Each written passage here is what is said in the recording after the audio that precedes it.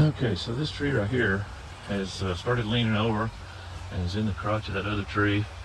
And our objective today is try to get this one cut down.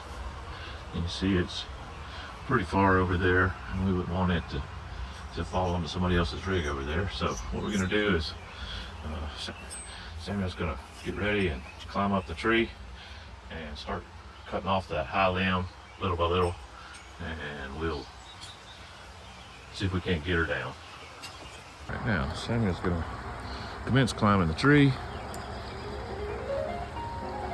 Hey, you be careful up there.